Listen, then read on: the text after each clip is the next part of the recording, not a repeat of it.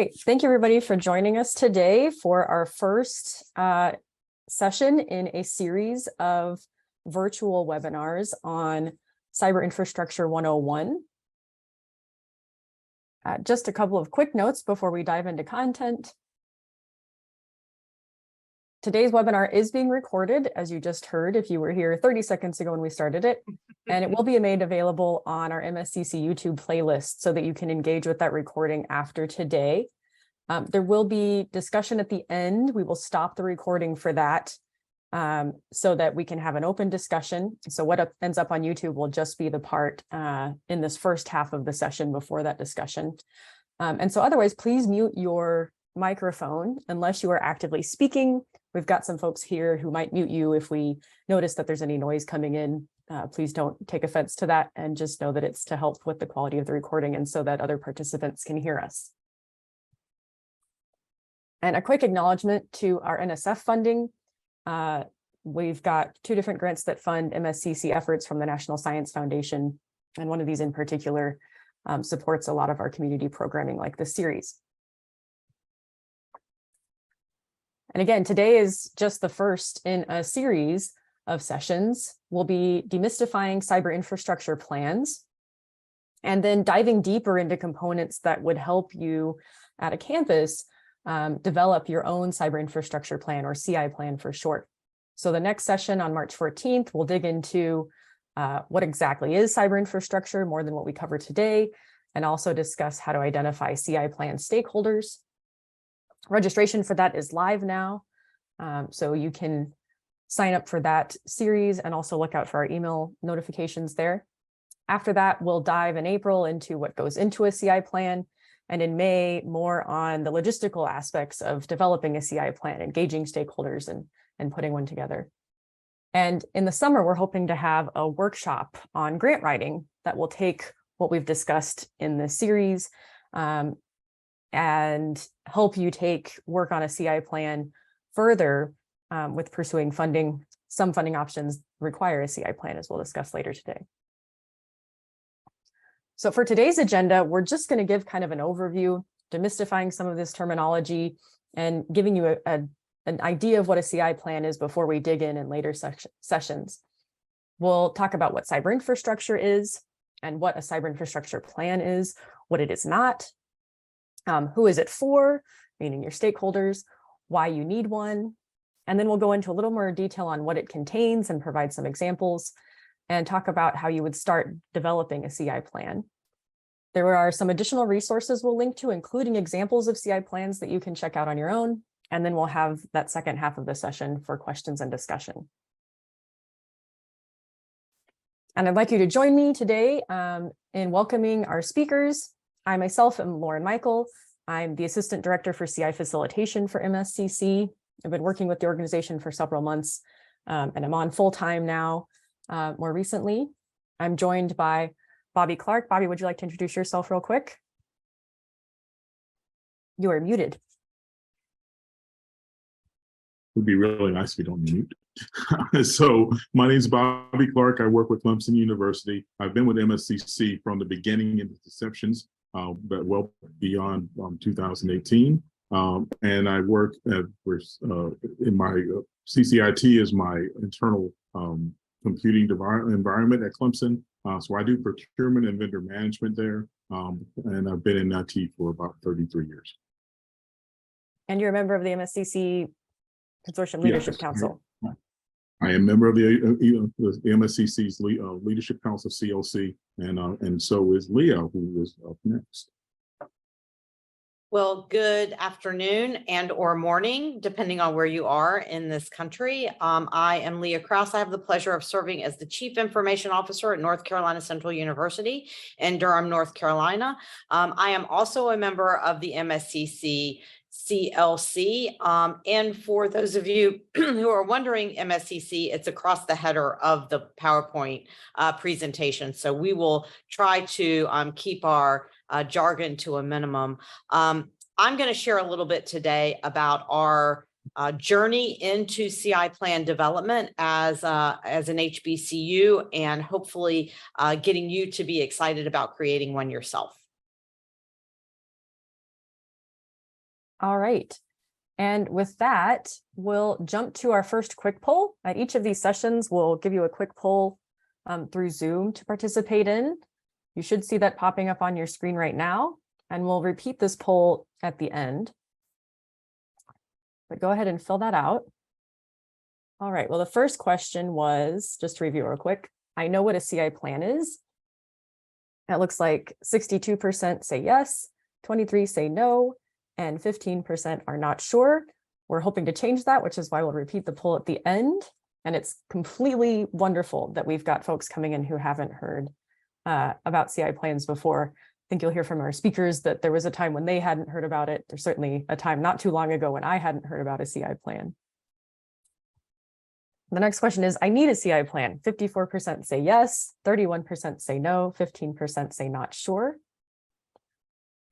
I understand the value of developing a CI plan.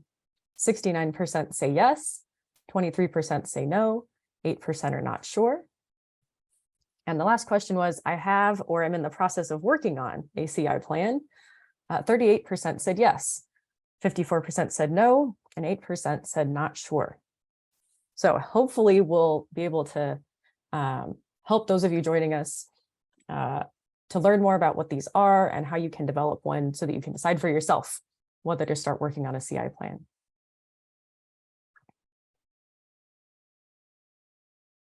All right, and with that, we'll continue on with our presentation for today. And first, we want to give you just a brief description of cyber infrastructure so that you know what we mean when we're talking about a CI plan. It's a plan about what? What is cyber infrastructure? And for most of you, you're probably working with students and faculty on your campus who are doing research or who are using data in the classroom for some form of research or data analysis. And those folks would typically identify with at least portions of what's called the research data lifecycle. And there are different manifestations of this. There's a group, RDM, that puts out some information here.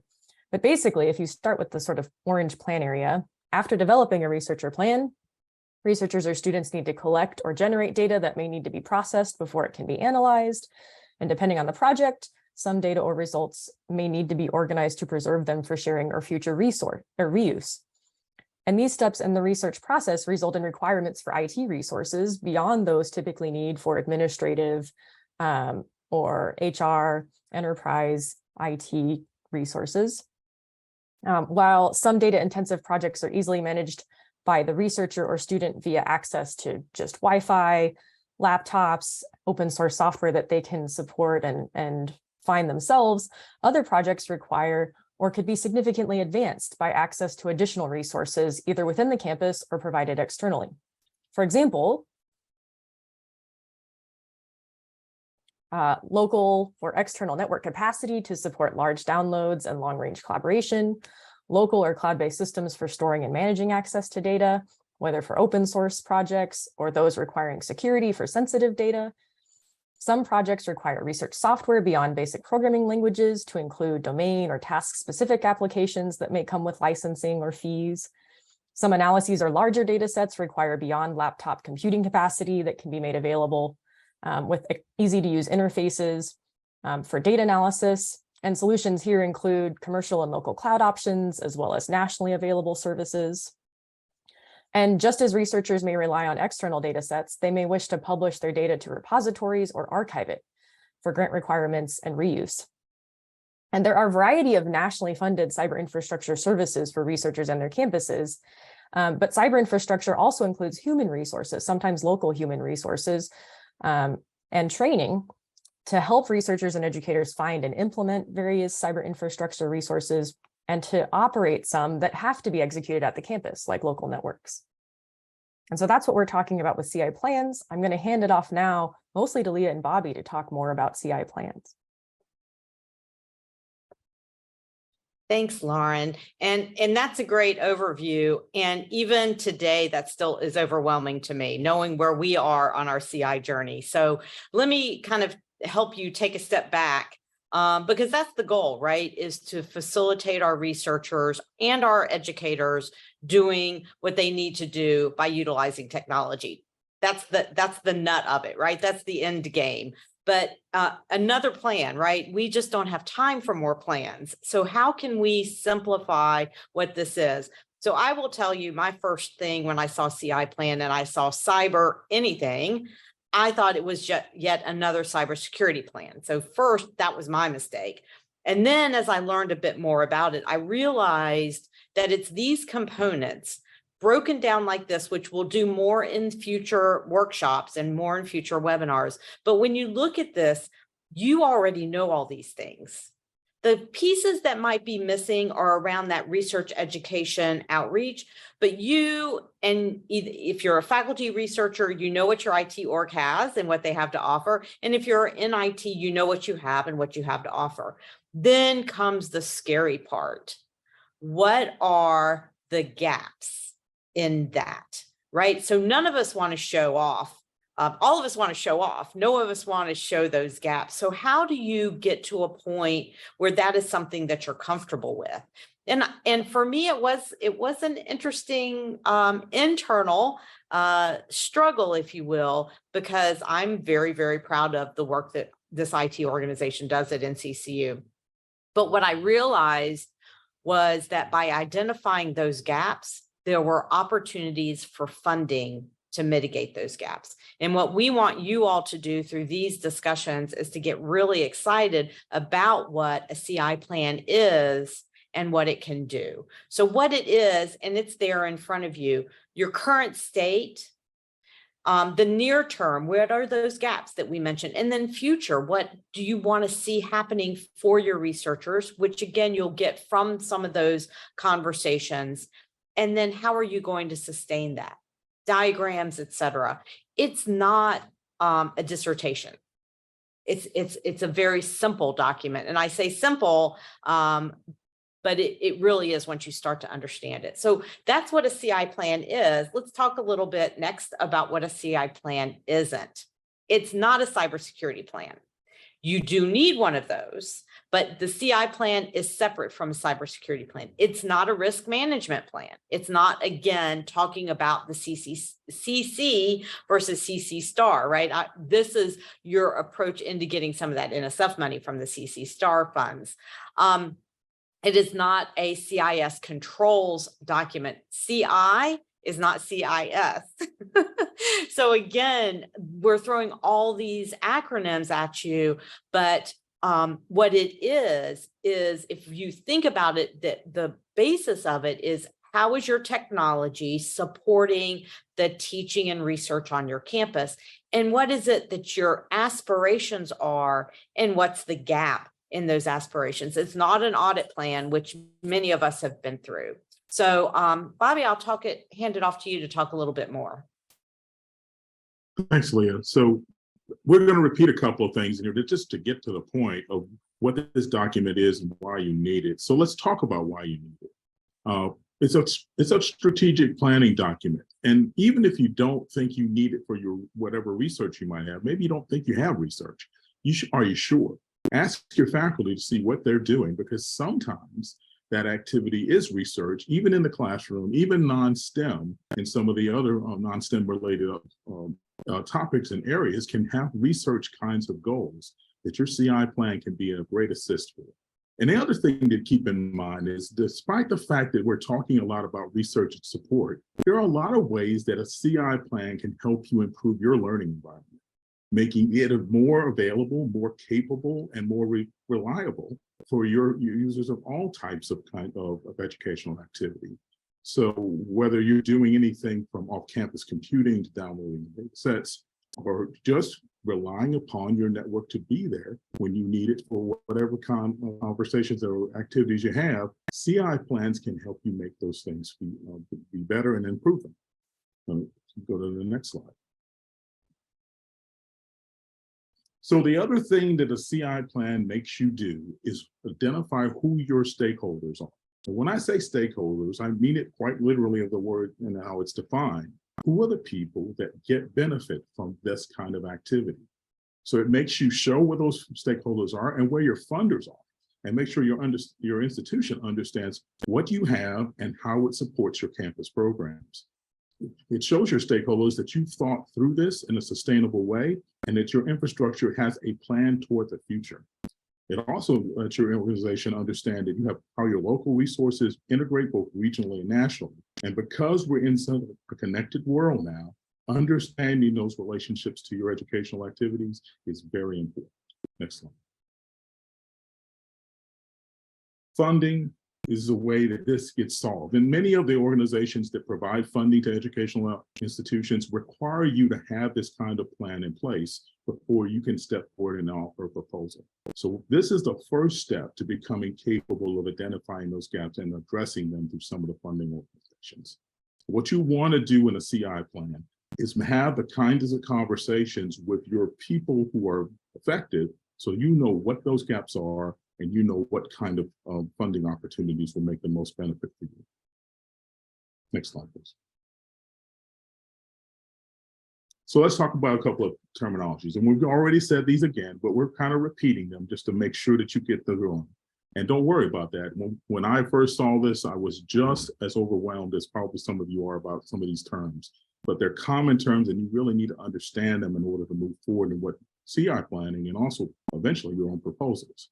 Remember the cyber infrastructure, CI, we use it a lot that way, is IT intensive research and educational activities. It is the kinds of things that you do in order to enable your educational activity.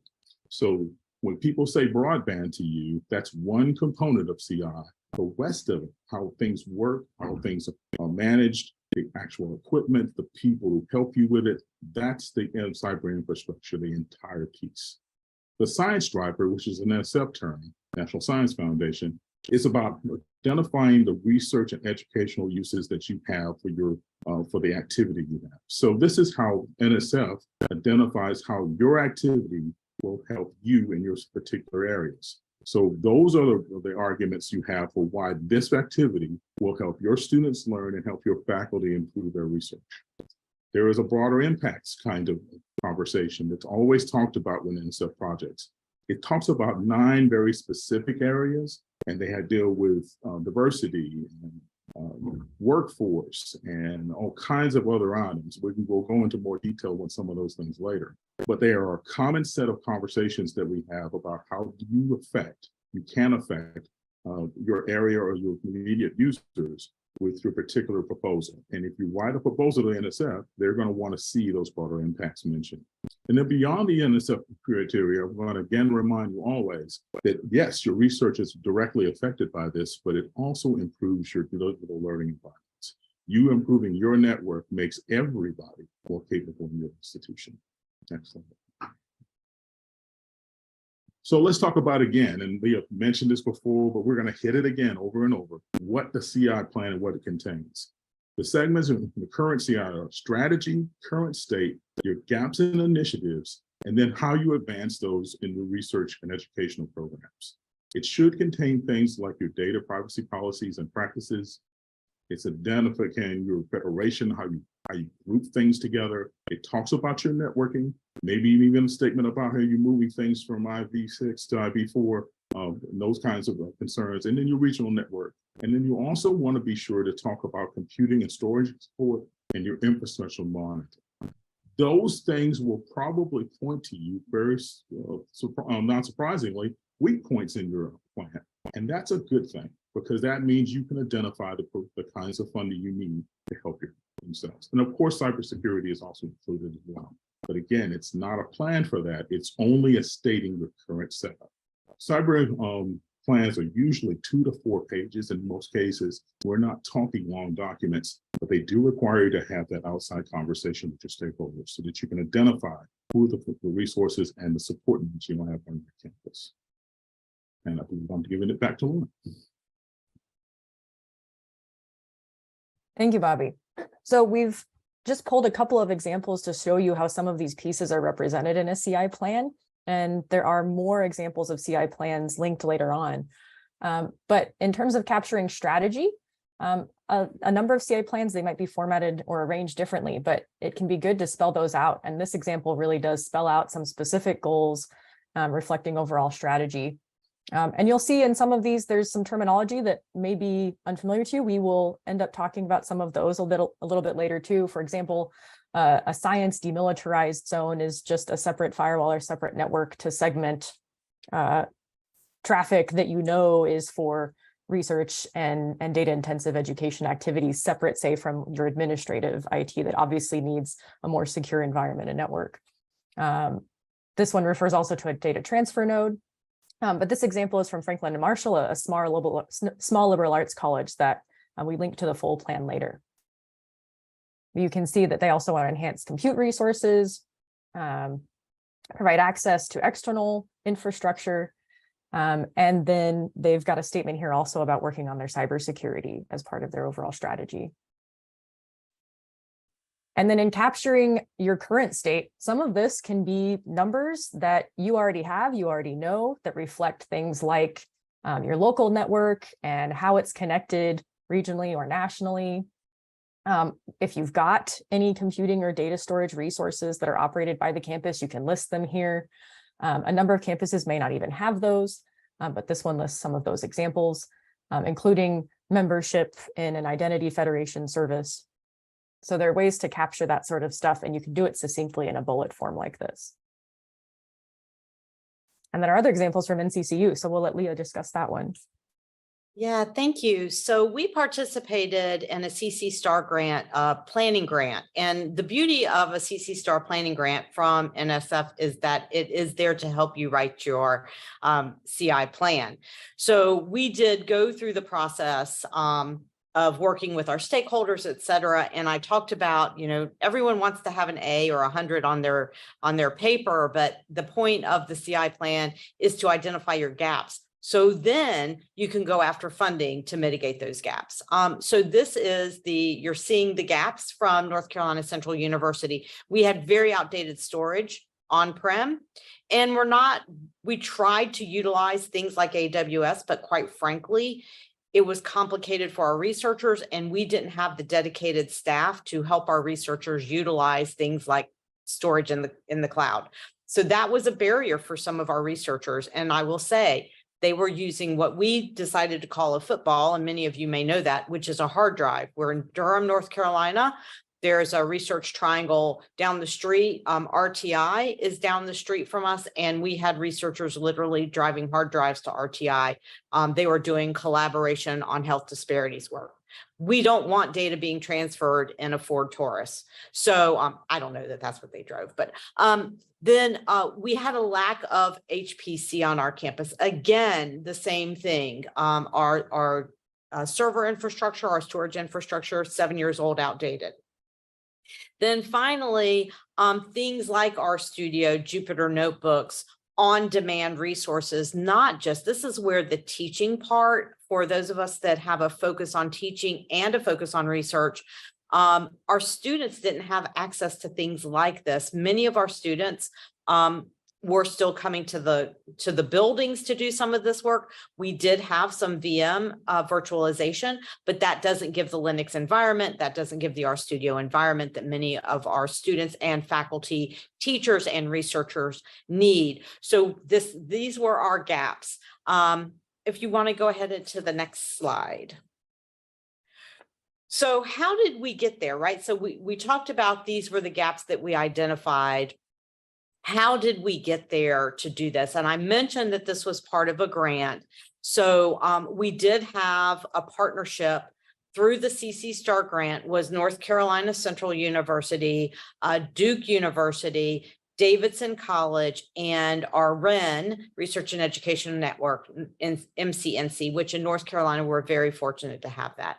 So there were several of us that went through this experience, and this is part of a workshop that we did for the sister institutions here in North Carolina. So the first thing is, start looking at other schools' plans, find out what the terminology is, and start assessing what your current state is. And again, Bobby mentioned this: data privacy, compute, network, regional network, identity federation. And let me talk about that a little bit. If you are a member of MSCC. Hopefully you attended the session where we talked about Internet 2 and some of their resources. If you haven't, please look on their site. There are a lot of resources around Identity Federation. This is really an important component for moving forward. So once you kind of see this is the outline, the next slide talks about engaging with the campus stakeholders. So this is a series of focus groups. You've participated in a strategic planning process, and that's what this is. This is CI is a strategic planning process around your technology. It is a wee bit different and a wee more focused than your IT strategic plan, but it is still a strategic plan. And through a strategic plan, you need to engage your campus stakeholders. So the leaders, because there's funding that's going to be needed after this, right? So what are the strategic initiatives of the university, the college, or the school, and how is CI for teaching and research going to support that? So campus leaders, then your faculty and your researchers, I lump those folks together. And then of course, what are the students' needs? And then finally, we mentioned this, and many of us from differently resourced institutions have different human resource challenges. Identifying those human resource challenges is an important part of this plan. What you don't necessarily think about in the CI is the external partners. I talked about RTI, right? So what do our researchers need to better collaborate with RTI? What do our researchers need to better collaborate with sister institutions? What do our alumni say? If and I had this when I was at NCCU, I would have been better prepared for this experience, and how are all those things happening? So those triangulation, if you will, of data will help you focus your plan, and not just for the short term, but for the long term. So as we look at the next slide, we look at developing the plan itself. So we talked about your primary stakeholders. We talked again, what are the areas that you need for improvement? What additional information do you need to create a plan? So let's talk about a science DMZ. When we mentioned that, many of our researchers were like, well, what is it? We don't even know if we need it. So how are we going to communicate what a science DMZ is to our colleagues? So I came up with the high occupancy vehicle lane for network traffic. And I said, if you've driven to Atlanta or any large city, you're driving down and you're in your car and you see this HOV lane and you're like, man, I want to get in that lane. Well, that high occupancy vehicle lane is specific for research traffic. It's the DMZ for research traffic, or the HOV, if you will, for research traffic. And what that does is, if you think about it's a VPN.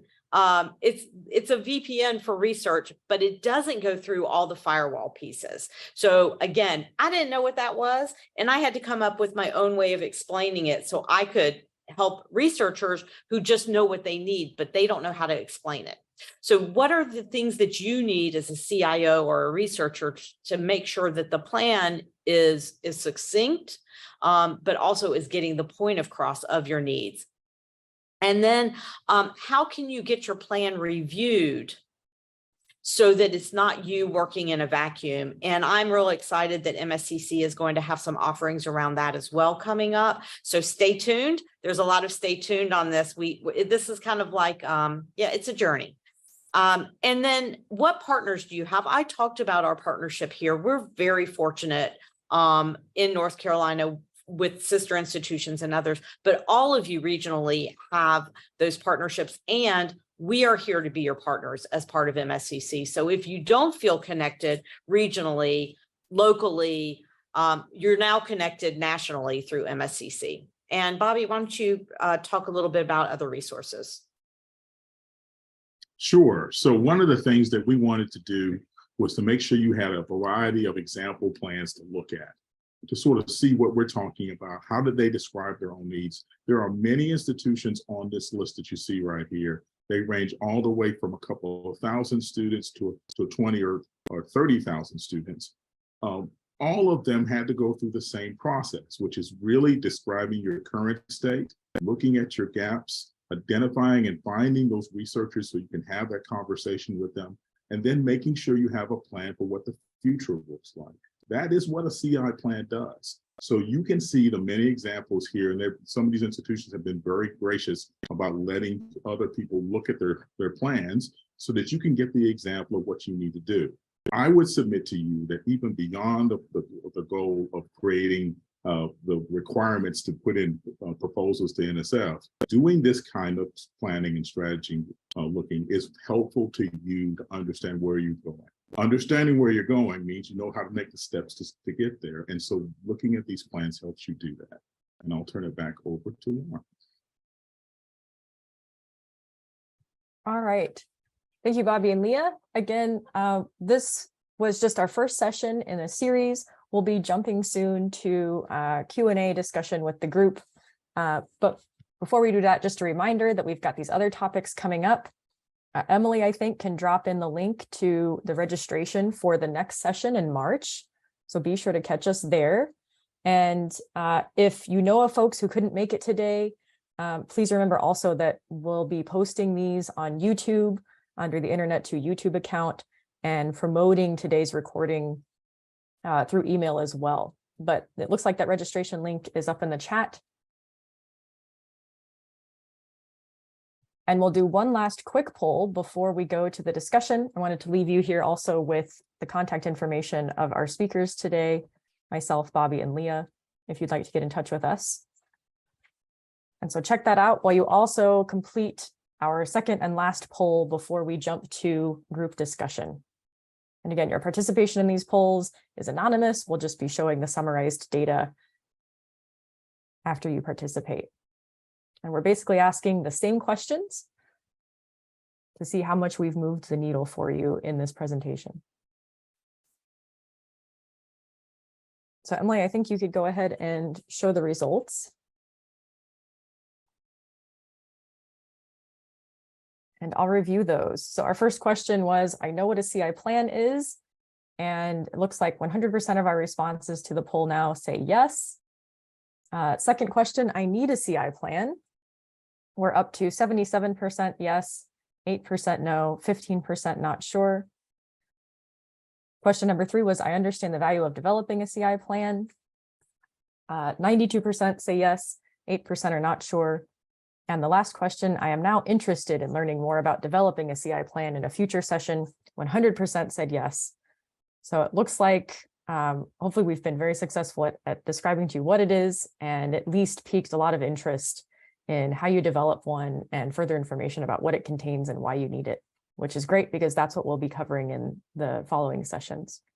So with that, we will stop the recording and thank everybody for joining us for this part, but stick around for our open Q&A.